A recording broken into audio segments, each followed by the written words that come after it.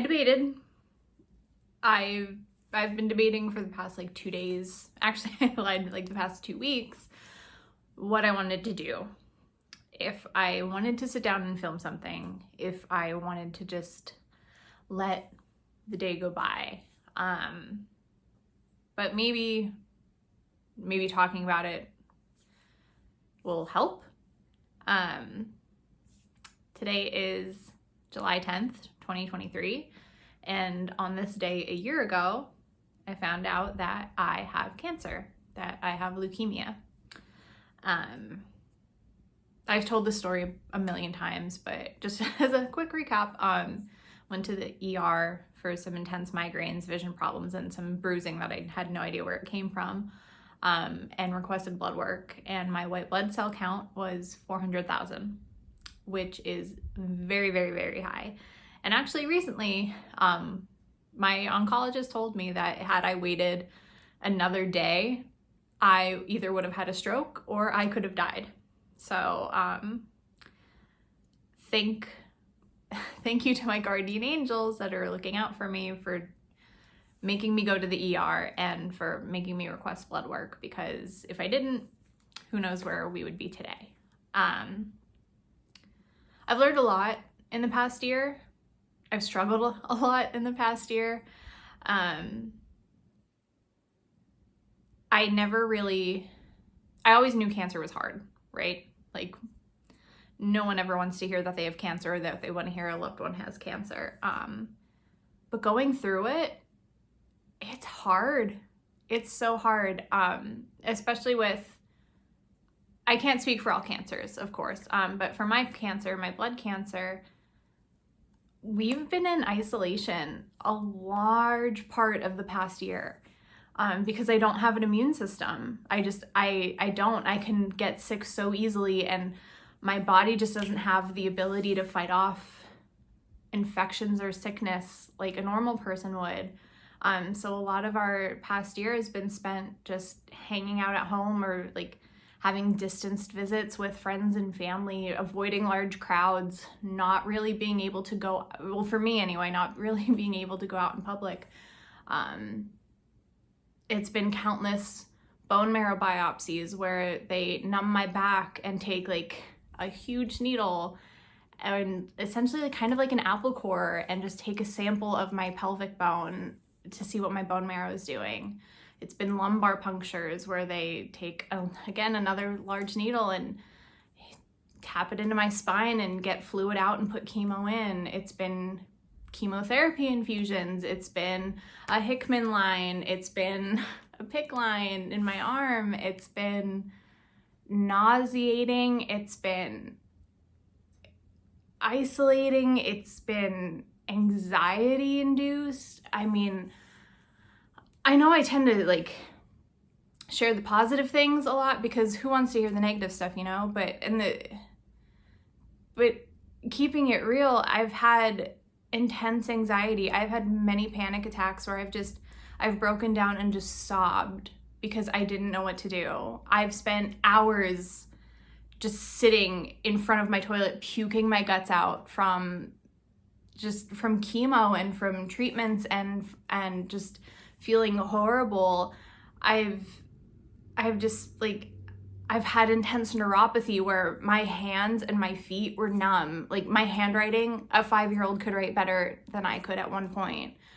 It's been mountains of pills that I have to take on a daily basis, and switching up pills and what's good for me this day, and taking a pill for this, but then it'll cause this side effect, so let's take a pill for that and it's just, I didn't share that before because I wanted everything to be positive. I wanted people to see that I was doing okay, that I was fighting this, and I am. I am doing okay. In August of 2022, I was in remission. My oncologist told me that I didn't have any cancer cells. And then I went through the bone marrow transplant at the end of December, and that was the hardest thing that I've ever had to do. Spent like a month in the hospital, and it was just, I had intense fevers and nausea, and I lost my hair again after that. And it was really hard. And then in the spring, in April, it stopped working. I got an infection somehow, and I spent most of May and June in the hospital treating this infection, getting my Hickman line out, where I have these scars from where my Hickman was, getting that taken out, getting my PICC line put in. I've been on antibiotics. I've been doing another round of treatment because I relapsed. The bone marrow transplant stopped working. Something that was supposed to work, that my sister was my donor. She came in from Washington State. She flew across the country and donated her cells, and it was probably the hardest thing that the both of us ever had to do. And it just stopped working. It stopped working, and I relapsed, and I had cancer again. I have cancer again. I mean, because I've spent so much time in the hospital and being on so many different antibiotics and doing a different sort of treatment, it's been immunotherapy instead of chemotherapy, so it's gentler, and it's targeting those specific cancer cells to kill them. I did one round of that where I was hooked up to, this is my PICC line, so I was hooked up to one of these lumens for 28 days straight to a medical pump. When I was in the hospital, and I was just hooked up to an IV constantly, and then when I came home, I was hooked up constantly to this little pump that I had a fanny pack that I wore around my waist that I had to carry around. I could never take it off. I had to eat with it, I had to sleep with it, I had to shower with it, I had to do everything with it. And it was hard. And now we're currently on a break from that because I did that 28-day cycle, and then I got a bone marrow biopsy at the end, and it was kind of inconclusive. I mean, I have no cells essentially to collect, but my oncologists don't think that there are cancer cells in my body anymore, but they can't say that for sure because there's nothing there. So they can't say like, yes, you're in remission, or no, you still have cancer cells, because my bone marrow is just, it's so tired and it's so empty, and it's been hard because now we're just in limbo. We're waiting. I go to the doctor every other day, and I get blood work taken every other day, and some days I need platelets, some days I need blood, some days I need both. And I could be at an appointment for an hour, I could be in an appointment for 4 hours. It honestly just depends. And it's been such a long and hard year, because I remember being in the hospital when I was first diagnosed, laying in my bed, in my hospital bed, and I was talking to my boss. And I work with a breast cancer organization, and I remember talking to my boss who had breast cancer. And she said, Abby, figure at least a year you'll be dealing with this. And I thought, okay, a year, I can deal with that. I can do that. And here we are a year later. And when I once saw the light at the end of the tunnel, I don't necessarily see that light anymore. I still feel very much in the middle of this tunnel. And it's hard because I don't know.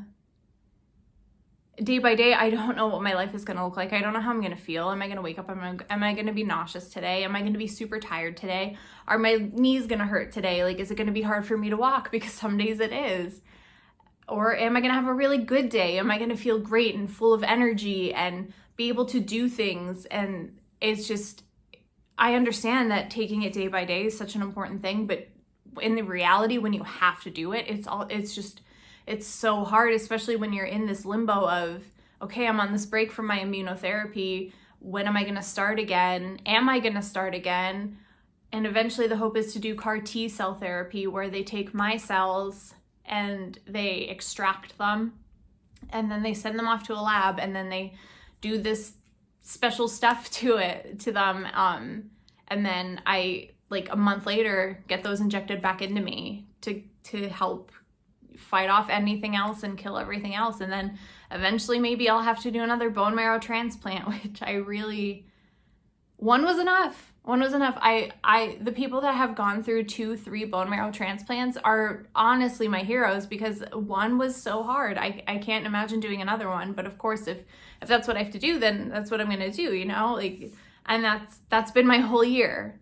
For an entire year, it's been, I will do what I have to do, because not fighting isn't an option. Giving up was never an option. It never crossed my mind, and it never did cross my mind until I relapsed. Everything was harder then, because I thought we were through it, and we weren't.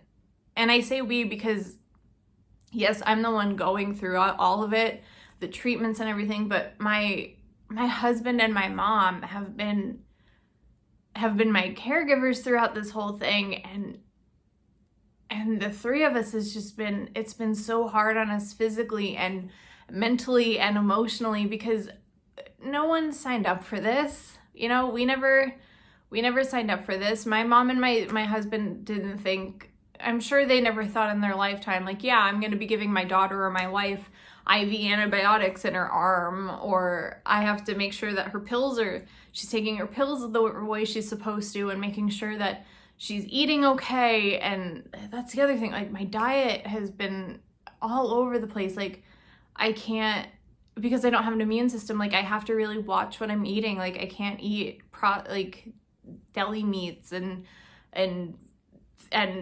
my fruits and vegetables have to be washed super, super, super well, because if there's any chance of a fungal infection or anything, it's going to be so hard for me to fight that off. And I don't know if I've ever talked about that before. And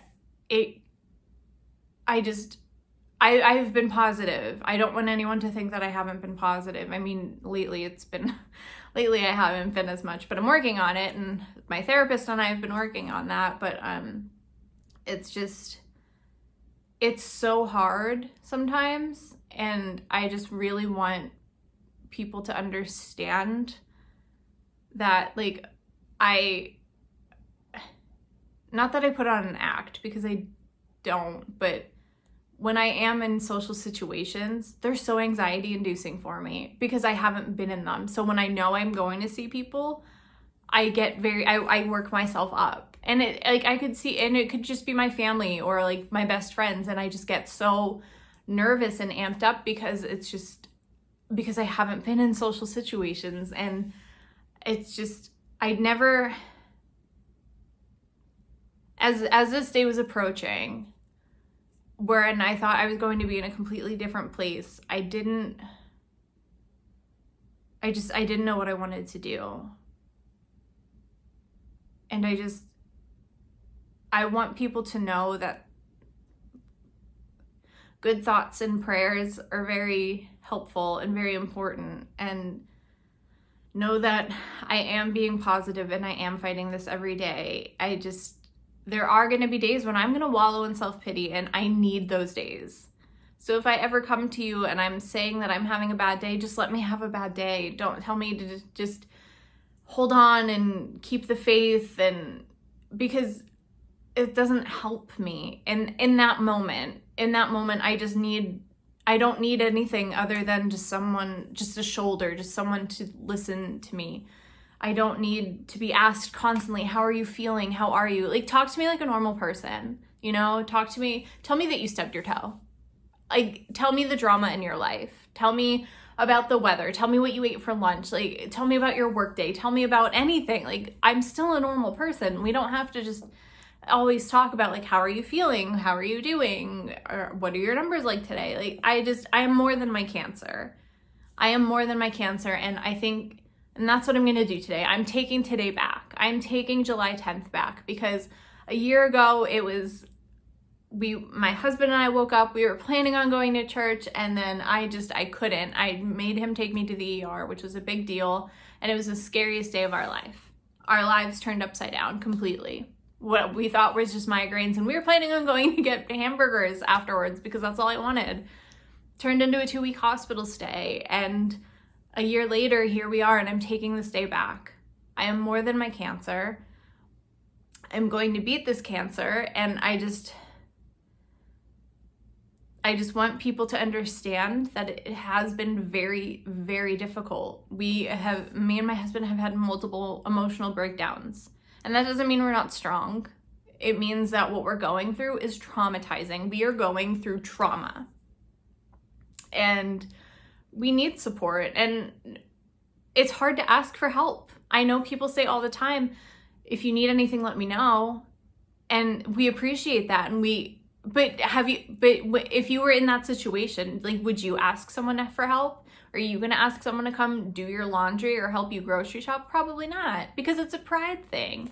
And it's hard being a young married couple when we're supposed to be in the prime of our lives and we need help. Like, it was very hard for me to accept that I'm 29 years old and I can't cut a vegetable because I don't have platelets. So I'm afraid that if I accidentally cut myself, then I'm going to bleed out.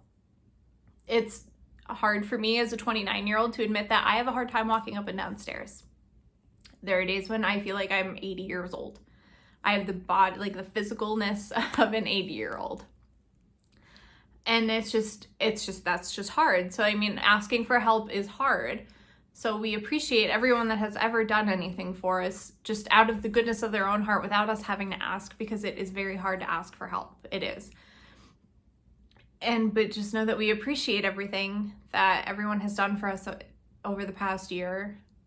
I mean, we have had so much love and support from friends and neighbors and family members and community members. And it has been so overwhelming and so heartwarming to know that all of these people care, and we genuinely appreciate it. And I don't know what the point of this whole thing is. I don't know if I'm even gonna post this. Maybe this is just for me. I don't know. I mean, I just want to say we thank you and we appreciate everything that anyone has ever done for us. And I really, really encourage anyone to donate blood, to be a bone marrow donor if you can. It is so, so important, because you're helping people like me. You're helping so many other people without even really having to do anything. And you get a free snack most of the time after you donate blood. And it's so important. As someone that gets constant blood transfusions, it is so important to just take a half hour, an hour out of your day every so often just to donate blood. It can really and truly make a difference. And I don't know. I am more than my cancer. July 10th is just a day. We are nowhere near where we were a year ago. We are smarter and stronger, and we have more faith, and we have so much love and support. And I'm gonna beat this. I can't wait until the day that I beat this. And I don't know. Maybe I won't even post. I don't know what it's been a long, hard year. We're gonna have more hard times ahead of us, I'm sure. But for every bad day, there's a good day. And I'm choosing to make this day one of the hardest days that I have ever had a good day, because I'm still here a year later. And for that, I am very thankful. I hope you all have a great day.